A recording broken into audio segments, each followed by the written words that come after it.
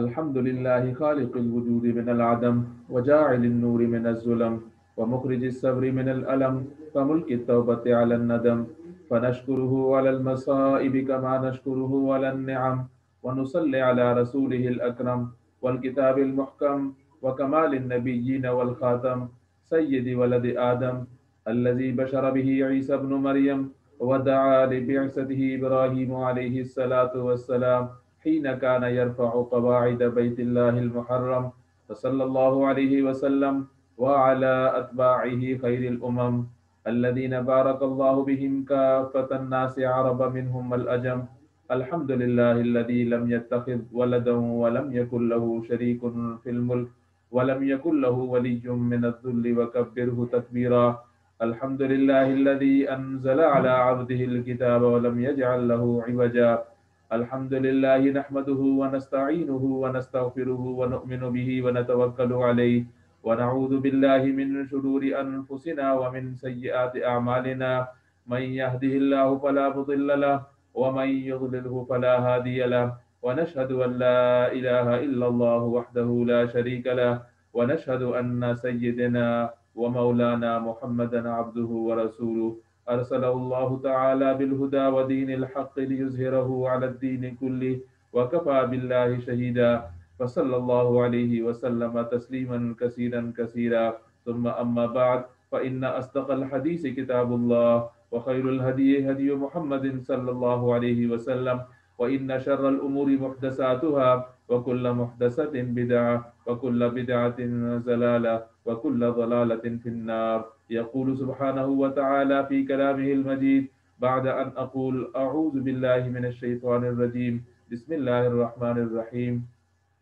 ألف لام ميم أحسب الناس أن يتركوا أن يقولوا آمنا وهم لا يفتنون ولقد فتنا الذين من قبلهم فليعلمن الله الذين صدقوا وليعلمن الكاذبين أم حسب الذين يعملون السيئات أن يسبقونا ساء ما يحكمون من كان يرجو لقاء الله فإن أجل الله لآت وهو السميع العليم ومن جاهد فإنما يجاهد لنفسه إن الله لغني عن العالمين والذين آمنوا وعملوا الصالحات لنكفرن عنهم سيئاتهم ولنجزينهم أحسن الذي كانوا يعملون صدق الله العظيم رب اشرح لي صدري ويسر لي أمري واحلل عقدة من لساني يفقه قولي اللهم ثبتنا عند الموت بلا إله إلا الله اللهم وفقنا لما تحب وترضى آمین یا رب العالمین۔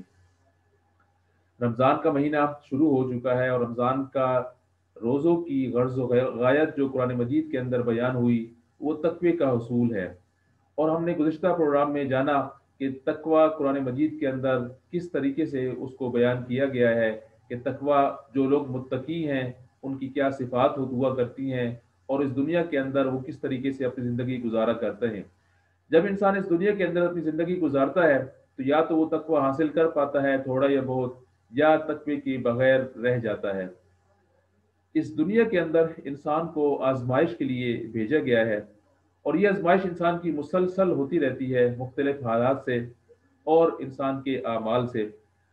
انسان کے حالات اچھے بھی ہو سکتے ہیں اور برے بھی ہو سکتے ہیں، لیکن دونوں صورتوں میں انسان کی آزمائش ہی ہو رہی ہوتی ہے۔ اور یہ بھی حقیقت ہے کہ انسان کے پیش آنے والے احوال جو آزمائشیں ہیں وہ کچھ مشکل ہوتی ہیں اور کچھ آسان ہوتی ہیں۔ جو آزمائشیں آسان ہوتی ہیں امید کی جاتی ہے کہ اس سے انسان اس پر سرخرو ہو جائے گا اور اس میں کامیاب ہو جائے گا۔ جس طریقے سے ایک آسان پیپر جب ایک بچے کے لیے آتا ہے تو اس میں زیادہ تر کلاس کے بچے اس کو پاس کر لیتے ہیں،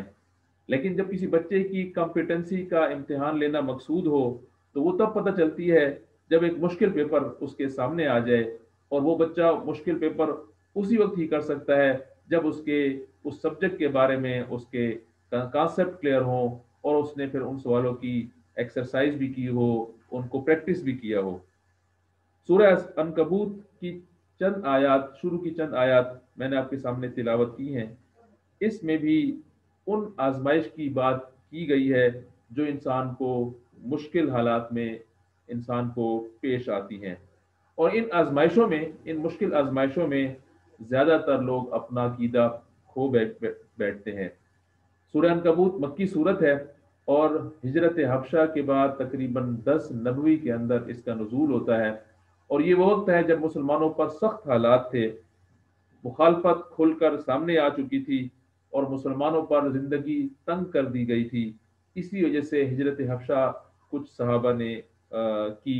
اور حبشہ کی طرف چلے گئے۔ اسی دوران حضرت خباب بن ارت رضی اللہ تعالیٰ عنہ کا ایک واقعہ ہے کہ حضور صلی اللہ علیہ وسلم کے پاس آتے ہیں اور اپنی تکالیف کا اظہار کرتے ہیں اور کہتے ہیں کہ کیا ہم حق پر نہیں، کیا آپ اللہ کے رسول نہیں، اور پھر ہم پر اتنی تکالیف کیوں آتی ہیں؟ حضور صلی اللہ علیہ وسلم کے پاس آ کر ماجرا بیان کرتے ہیں، اپنی وہ کیفیات اور آزمائش جس میں وہ اور ان کے علاوہ باقی مسلمان اس وقت اس بھٹی کے اندر ڈال دیے گئے تھے، اس کے بارے میں حضور صلی اللہ علیہ وسلم سے اپنی دل کی بات کہتے ہیں۔ یہ وہ لوگ تھے حضور صلی اللہ علیہ وسلم کے جو شروع کے صحابہ ہیں کہ وہ حضور صلی اللہ علیہ وسلم کی دعوت پر انہوں نے لبیک کہا تھا، اور ان کا وتیرہ اور طریقہ یہ نہ تھا کہ وہ حضور صلی اللہ علیہ وسلم کے آسان اعمال کو، آسان احکام کو مان لیتے اور مشکل احکامات پر حضور صلی اللہ علیہ وسلم سے یہ کہتے کہ ہم ان پر نہیں چل سکتے، بلکہ وہ سب کے سب پوری طریقے سے ہر چیز کو وہ مانا کرتے تھے۔ حضور صلی اللہ علیہ وسلم سے جب حضرت خباب بن ارت رضی اللہ تعالیٰ عنہ نے صاحب ماجرہ بیان کیا، اس وقت یہ آیات نازل ہوئیں، اور ساتھ ہی ساتھ اس وقت کے حالات کا تقابل آج کل کے حالات سے بھی ہم کرتے چلے جائیں کہ اگر کوئی شخص اچھے کام کر رہا ہے، دین پر قائم ہے، دین کے کچھ حصے پر عمل کر رہا ہے، اور اس پر آزمائش آ جائے اللہ کی طرف سے، مشکل حالات میں پھنس جائے، تو وہ یہ کہے کہ ایسا میرے ساتھ کیوں ہو رہا ہے؟ وہ تو اچھے کام کر رہا تھا، اللہ سے اس کا تعلق تھا، اللہ کے حکم کے مطابق اپنی زندگی گزار رہا تھا۔ جو لوگ نبی کریم صلی اللہ علیہ وسلم کے ساتھ تھے ان کا ایمان، ان کا عمل ہم سے بہت بہتر تھا۔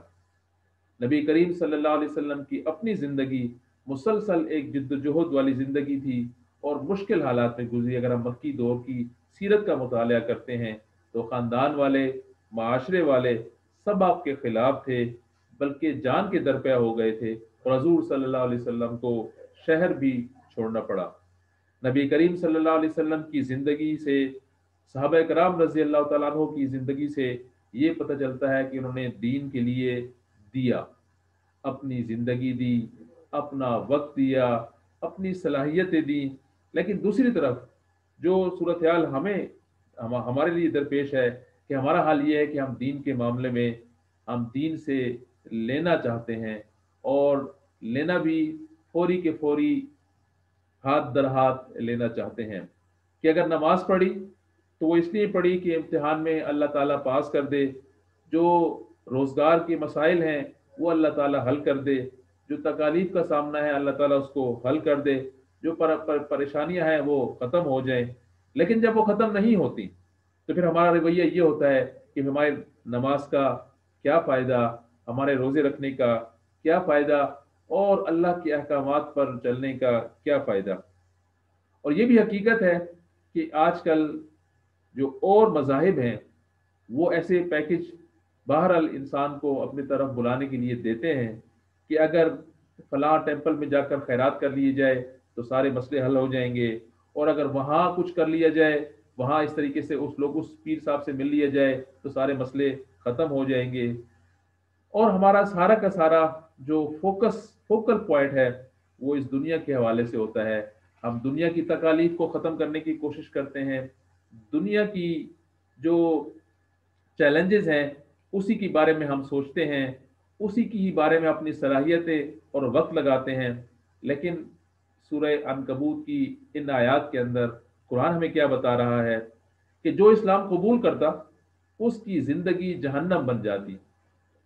صحابہ کرام رضی اللہ تعالیٰ علیہم اجمعین کی زندگی کے واقعات ہمارے سامنے ہیں کہ ان کے اسلام لانے سے پہلے ان کی زندگی تو بڑی اچھی گزر رہی تھی، ان کو کوئی مسئلہ درپیش نہ تھا، اور جب انہوں نے زندگی اسلام کو قبول کر لیا تو ان کی زندگی بہت مشکل ہو گئی. لیکن ہم دنیا کی زندگی میں آسانی، آرام،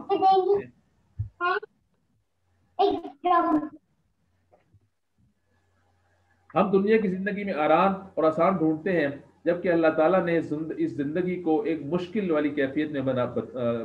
اس کی کیفیت رکھی ہے کہ سورہ بلد کے اندر آتا ہے لَقَدْ خَلَقْنَا الْإِنسَانَ فِي كَبَدٍ، کہ ہم نے انسان کو ایک مشکل میں ڈالا ہے اس دنیا کی زندگی میں. اور قرآن کی زندگی میں، قرآن کی زبان میں اچھی زندگی کی ڈیفینیشن، تعریف تو وہ ہے جو ہمیں حضرت ابراہیم علیہ السلام کی دعا سے پتہ چلتی ہے کہ ربنا آتنا فی الدنیا حسنۃ وفی الآخرۃ حسنۃ وقنا عذاب النار، کہ ہمیں ایسی اچھی زندگی عطا فرما جس کے ذریعے سے ہماری آخرت کی زندگی اچھی ہو، وقنا عذاب النار، اور ہمیں آخرت کے آخر کے عذاب سے بچا، عذاب آگ سے بچا. کہ انسان کے باہر جتنے بھی طوفان ہوں، حالات جیسے بھی ہوں، اگر انسان اپنے عقیدے پر ڈٹا ہوا ہو، اس کا دل اس پر مطمئن ہو، تو پھر یہ حالات تو بہرحال اچھے آئے یا برے آئے، بہرحال آتے ہیں اور چلے جاتے ہیں. لیکن اس کے نتیجے میں انسان کا اللہ سے تعلق اور انسان کا رویہ، انسان کا عمل کیسا رہا، وہ باقی رہ جاتا ہے. اس لیے ہر شخص کو اپنے لیے جو اچھی زندگی کا جو تصور وہ لیے بیٹھا ہے، اس کو اس کا تقابلہ کرنا چاہیے اس اچھی زندگی کے ساتھ جو قرآن مجید بتاتا ہے کہ اچھی زندگی کیا ہے. ایک طرف تو ہم لوگ نماز اور روزہ اور کبھی کبھی قرآن مجید کی تلاوت بھی کر لیتے ہیں اور اپنے آپ کو اچھا مسلمان سمجھتے ہیں، اور اچھی زندگی کا معیار صرف اور صرف دنیاوی اعتبار سے رکھتے ہیں، اور اس میں آخرت کے حساب سے کوئی پہلو، کوئی گنجائش موجود نہیں ہوتی. اور قرآن کے مطابق اچھی زندگی کا ہمیں بہرحال پتہ نہیں ہوتا، اور اگر پتہ چل جائے تو ہم سخت پریشان ہو جاتے ہیں کہ قرآن مجید ہم سے کس طرح کی زندگی کا مطالبہ کر رہا ہے. سورہ عنکبوت کی جو آیات میں نے آپ کے سامنے تلاوت کی، احسب الناس ان یترکوا ان یقولوا آمنا وهم لا یفتنون، کیا سمجھ رکھا ہے انسانوں نے کہ وہ چھوڑ دیے جائیں گے محض اتنا کہنے پر کہ وہ ایمان لے آئے اور ان کو آزمایا نہ جائے گا. یعنی انسان کا اس دنیا کے اندر آزمایا جانا، اس کی آزمائش کرنا، یہ اللہ تعالیٰ نے اس دنیا کا قانون رکھا ہے، اور انسان پر جو حالات اور واقعات آتے ہیں وہ اس کا آزمائش کا ذریعہ ہے. انسان کو اس دنیا کے اندر جو آزمائش کی جو صورتحال ہے، انسان کو سونے سے تعبیر دی گئی کہ جب سونے کے اندر جو کھوٹ موجود ہوتا ہے اس کو اگر نکالنا مقصود ہو تو اس کو ہیٹ دی جاتی ہے، اس کو گرم کیا جاتا ہے، اس کو تپایا جاتا ہے، اور اس کی ملاوٹ کو باہر نکالنے کے لیے یہ ہیٹ دینا، اس کو گرم کرنا ضروری ہے. بالکل اسی طریقے سے انسانوں میں اگر جاننے کی کوشش کی جائے کہ کون اچھا اور کون برا ہے تو اس کو بھی اسی طریقے سے تپایا جائے گا. اور یہ مشکلات وَلَقَدْ فَتَنَّا الَّذِينَ مِنْ قَبْلِهِمْ فَلَيَعْلَمَنَّ اللَّهُ الَّذِينَ صَدَقُوا وَلَيَعْلَمَنَّ الْكَاذِبِينَ، بلکہ اس سے پہلے آتا ہے کہ وَلَقَدْ فَتَنَّا الَّذِينَ مِنْ قَبْلِهِمْ، کہ ہم نے یہ یقیناً آزمایا ان لوگوں کو جو پہلے آئے تھے، تاکہ اللہ ظاہر کر دے کہ کون جو ہے وہ اپنے ایمان کے دعوے میں سچا ہے اور کون اپنے دعوے میں جھوٹا ہے. اب جو ایمان والے ہیں اور جب ان کی آزمائش ہوتی ہے تو ان کا ایمان اس سے چیک ہو جاتا ہے. اس کی جو لوگ جن لوگوں کا ایمان کچا ہوتا ہے وہ علیحدہ ہو جاتے ہیں. لیکن دوسری طرف ایک آزمائش والا ایک مسلمان یہ بھی دیکھ رہا ہوتا ہے کہ جو برائی کرنے والے ہیں، دنیا کو نقصان پہنچانے والے ہیں، اللہ کے نافرمان ہیں، وہ تو اپنی آرام اور من پسند زندگی گزار رہے ہیں، ان کی زندگی تو پرسکون نظر آتی ہے. اس لیے ان آیات کے اندر اللہ تعالیٰ نے اپنے ایمان والوں کو ان کی زندگی جو اللہ تعالیٰ کے نافرمان ہے دیکھ کر کسی دھوکے سے بچنے کی طرف تلقین کی گئی کہ کیا ایسے لوگ جو بڑی اپنی منچاہی زندگی گزار رہے ہیں اور اپنی حساب سے اپنی زندگی گزار رہے ہیں، ان کو دیکھ کر انسان کو، ایک ایمان والے کو کبھی بھی کسی غلط فہمی میں مبتلا نہیں ہونا چاہیے کہ ام حسب الذین یعملون السیئات ان یسبقونا ساء ما یحکمون، کہ وہ لوگ سمجھ بیٹھے ہیں، وہ لوگ جو بری حرکتیں کر رہے ہیں اسلام کے خلاف اپنے،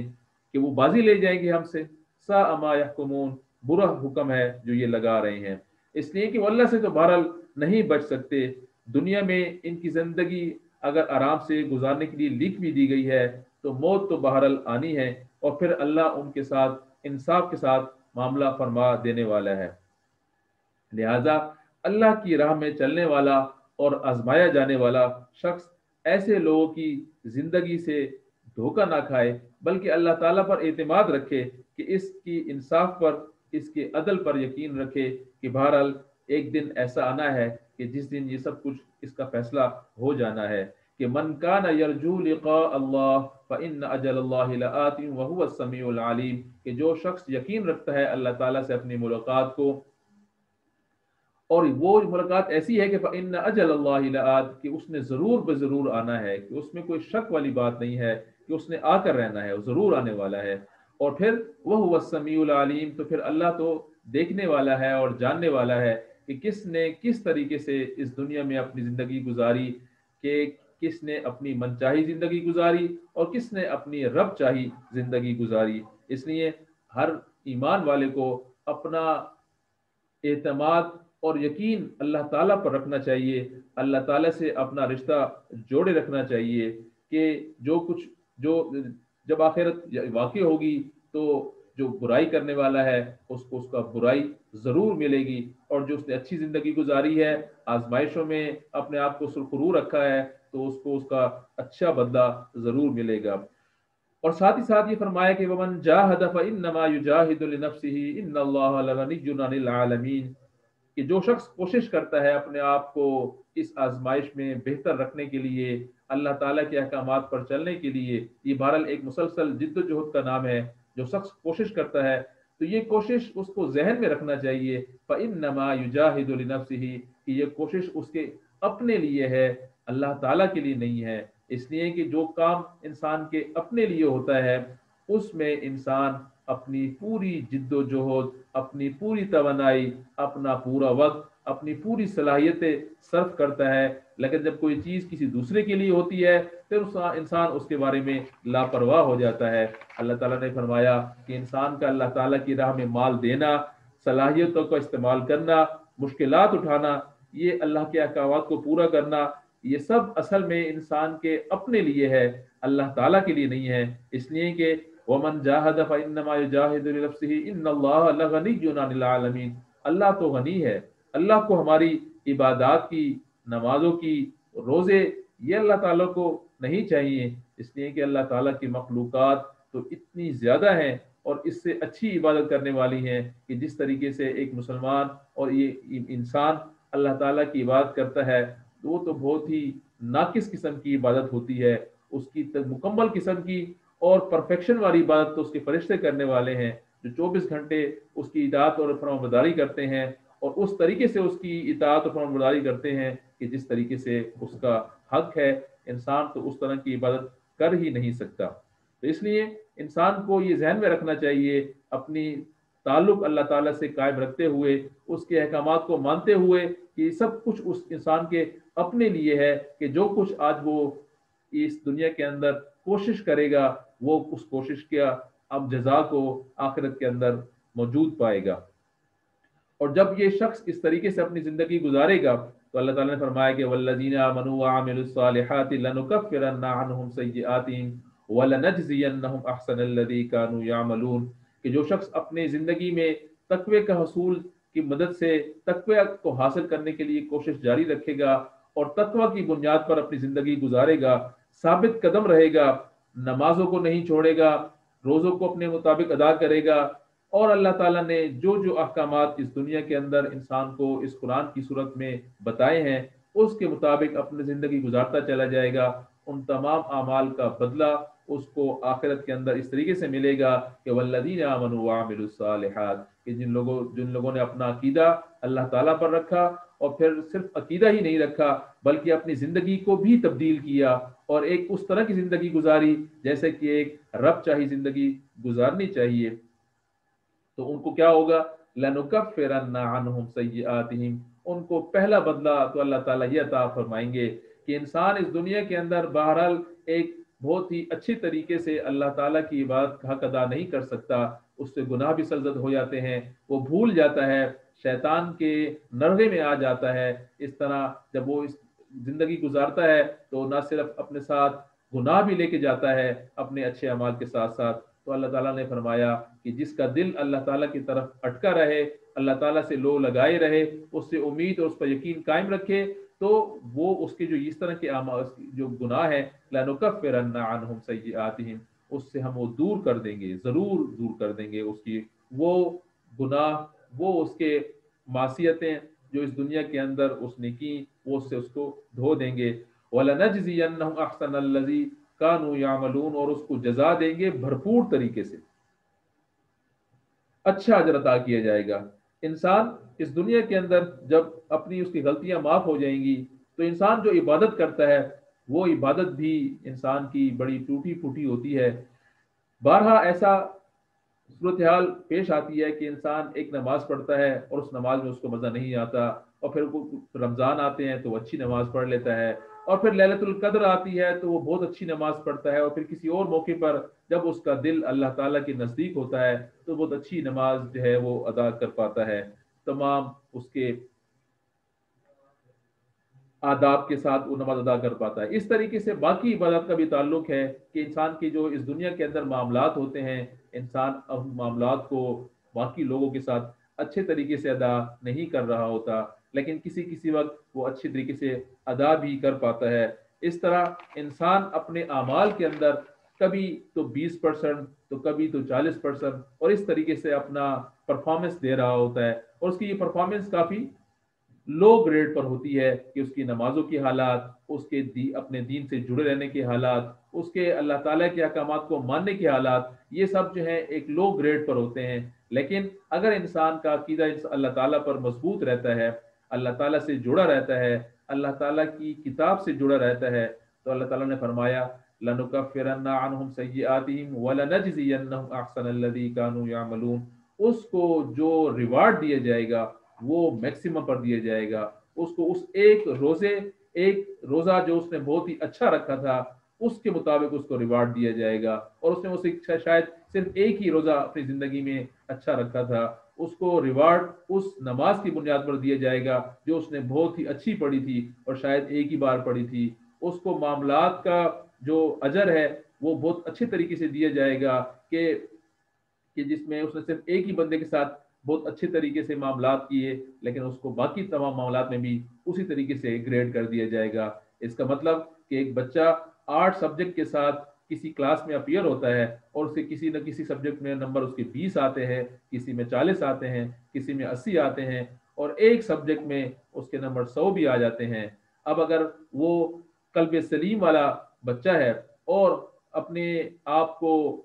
मेहनत के आदी रखने के लिए तैयार रहता है, तो अब उसको अगर हेडमास्टर या रिजल्ट देने वाला उसको तमाम सब्जेक्ट में नंबर 100 दे दे इसलिए कि उसको एक सब्जेक्ट में नंबर 100 आए थे, तो अल्लाह ताला भी इसी तरह का इनाम की बात कर रहा है कि वलनजज़ियन्नहुम अहसनल्लज़ी कानू यामलून, को उसको तमाम अमाल का बेहतरीन अजर दे दिया जाएगा, हालांकि उस अमाल की जो कैफियत थी वो उस तरह की नहीं थी।